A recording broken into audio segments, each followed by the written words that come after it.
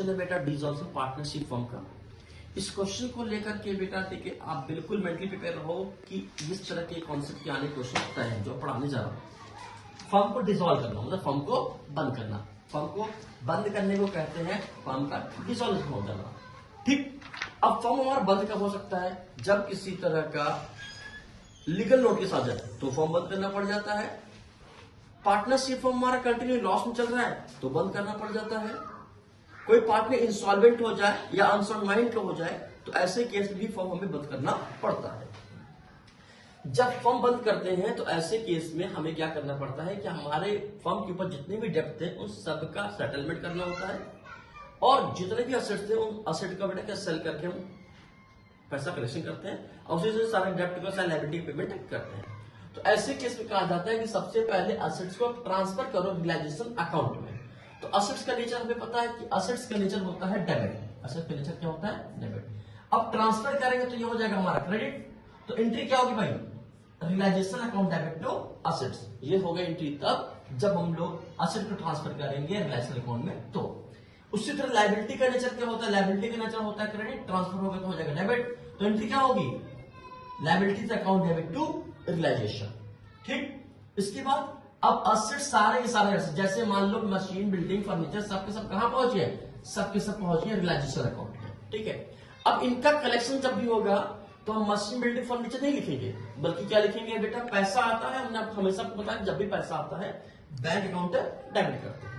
अब bank account debit करें साथ में क्या लिखेंगे? रियलाइजेशन। क्यों रियलाइजेशन? क्योंकि सारा असेट सारी हमारी जो भी प्रॉपर्टी थी मशीन बिल्डिंग फर्नीचर वो सब कहां है?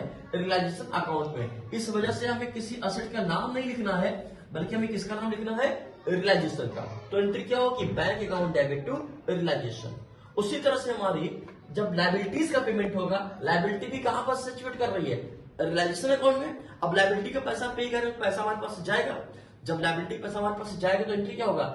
Realisation account debit to bank होगा। ठीक, अच्छा इसके बाद मान लेते हैं किसी असेट्स को कोई पार्टनर ले ले, किसी असेट को कोई पार्टनर एक्वायर कर ले, तो ऐसे केस में एंट्री क्या होगा?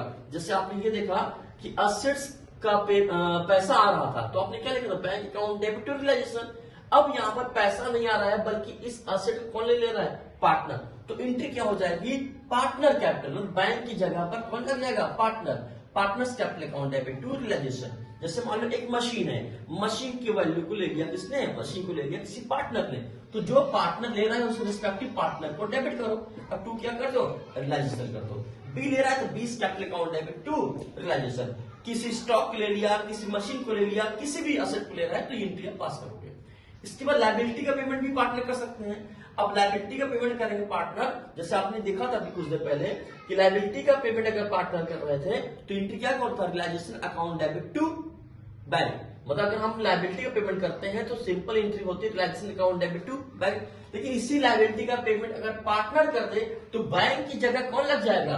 बैंक की जगह लग जाएगा पार्टनर कैपिटल। तो एंट्री क्या होगी? Realisation account debit to partner capital. ठीक, ये तो एंट्री बेस हो गए बेटे। अब आते हैं मान लेते एग्जाम में आ गया हमारा क्या? लेजर बनाने को कि भाई आपको रियलाइजेशन अकाउंट बनाना है। तो क्या करोगे? जितने भी असेट्स हैं कैश को छोड़ करके, बैंक को छोड़ करके, कैश बैंक को छोड़ करके या पार्टनर का डेबिट बैलेंस कैपिटल का वो छोड़ करके जितनी भी लायबिलिटी है जिन्हें मार्केट में सेल कर सकते हैं या जिनका पैसा में रियलाइज्ड हो सकता है उन सारे असेट को आप टू लगा के लिखते चले जाओगे। To machinery, to building, to furniture, सबको लिखते चले जाओगे। ठीक, उसी तरह लायबिलिटी का अगर से आप ट्रांसफर करोगे वो सारी लायबिलिटी जो एक्सटर्नल है, बाहरी, मतलब पार्टनर की कैपिटल छोड़ करके, रिजर्व छोड़ करके, प्रॉफिट छोड़ करके, ये ऐसी लायबिलिटी है जिन्हें ट्रांसफर नहीं करना है। सिर्फ किसको करोगे? पार्टनर की जितनी बाहरी लायबिलिटी से क्रेडिटर हो गया, लोन हो गया, बैंक लोन हो गया, बैंक ओवरड्राफ्ट हो गया, ठीक है, आउटस्टैंडिंग एक्सपेंसेस हो गए, सारी लायबिलिटीज को ट्रांसफर करोगे।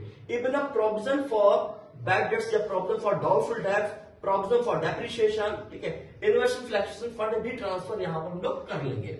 ठीक, ट्रांसफर करने के बाद अब हमारे पास असेट में पैसा आएगा। पैसा हमने आपको बताया ना, पैसा आएगा तो क्या हो जाएगा?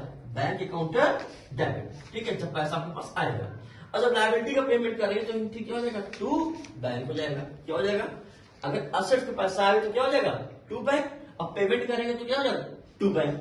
अच्छा मान लेते हैं कि भाई हमारा असेट कोई पार्टनर ले लिया, हमारे फर्म का असेट कोई पार्टनर ले लिया, तो बैंक को कट करके क्या लिखता है पार्टनर कैपिटल अकाउंट। जब किसी असेट्स को कोई पार्टनर लेता है तब। उसी तरह से अगर किसी भी लायबिलिटी का पेमेंट कोई पार्टनर कर रहा है तो बैंक की जगह क्या लग जाता है बेटा, टू पार्टनर कैपिटल अकाउंट। ठीक, फिर प्लस माइनस कर लेंगे, ये देखेंगे कि डेबिट का ज्यादा है या फिर क्रेडिट का ज्यादा है। अगर से हमारा क्रेडिट का ज्यादा है डेबिट का कम है तब तो प्रॉफिट कंसीडर करेंगे, और डेबिट का ज्यादा है क्रेडिट कम है तो हम क्या कंसीडर करेंगे, लॉस कंसीडर करेंगे। होप सो आपको समझ में आ रहा होगा। अब आते हैं कुछ नोट्स हमने लिखा है पॉइंट्स का। कहता है यहाँ पर all liability must be paid, सारे लायबिलिटी का पेमेंट है करना है बेटा। कौन सी liability, which have been transfer to realisation account, लेकिन किससे छोड़ करके, except of provision for doubtful debts, provision for depreciation and investment fluctuation fund. किसको किसको, तीन ऐसी लायबिलिटी हैं जिन्हें ट्रांसफर तो आप करेंगे लेकिन पेमेंट इनका नहीं करेंगे। किसका, provision for doubtful debts, provision for depreciation and investment fluctuation fund. But if investment value is not given, मान लो बैलेंस शीट में इन्वेस्टमेंट नहीं दिया हुआ है, ठीक, और वहां पर उसका फर्म ने क्या किया है, आईएफआर को या आईएफएफ को मेंटेन किया हुआ है, ठीक, तो ऐसे केस में ये डायरेक्टली पार्टनर कैपिटल अकाउंट में ट्रांसफर हो जाएगा, न कि रिलायंस अकाउंट में। तब ये रिलायंस में नहीं जाता, तब ये कहां चला जाएगा, पार्टनर के कैपिटल अकाउंट में। अगर इन्वेस्टमेंट नहीं दिया, सिर्फ आईएफआर दिया हुआ है, तो आईएफआर क्या होगा, पार्टनर के अकाउंट में डिस्ट्रीब्यूट हो जाएगा। ठीक है, होप सो आपकी चीजें समझ में आई होगी।